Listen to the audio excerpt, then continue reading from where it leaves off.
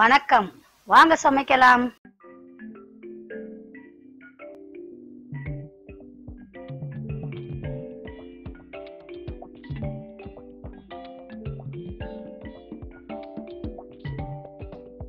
சுரக்காய் கூட்டு.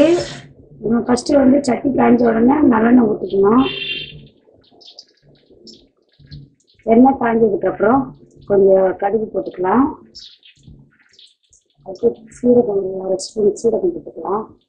ஒரு 1/4 ஸ்பூனு உளுத்தம்பருப்பு சேர்த்துக்கலாம். இது நல்லா வறுக்கணும்.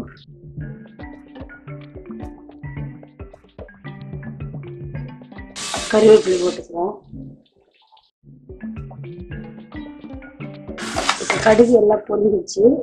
பொரிஞ்சதுக்கப்புறம் நம்ம அரைச்சி வச்ச வெங்காயத்தை சேர்த்துக்கலாம். ஒரு 4 வெங்காயம் அரைச்சி வச்சுக்கணும். அந்த வெங்காயத்தை எல்லாத்தையும் சேர்த்துக்கலாம்.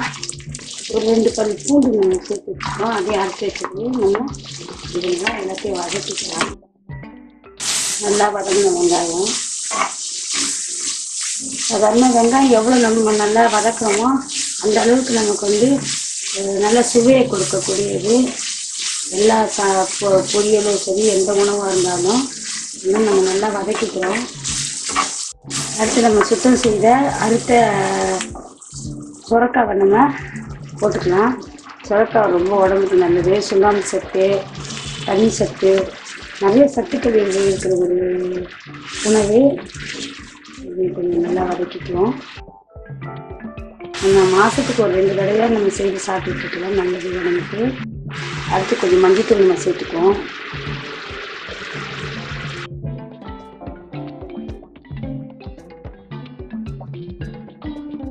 அடுத்து ஒரு ஸ்பூனு மிளகாத்தூள் சேர்த்துக்கலாம். நல்லா வதக்கணும். அடுத்து வேக வச்ச பருப்பை நம்ம சேர்த்துக்குவோம்.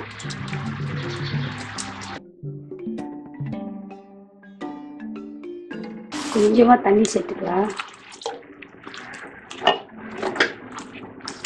இதுலேயே நமக்கு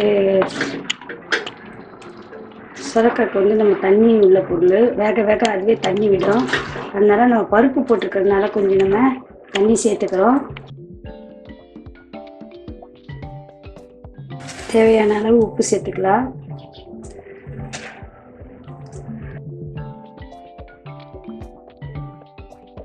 கொஞ்சம் கொத்தமல்லி நம்ம தூவி விட்டுக்கலாம்.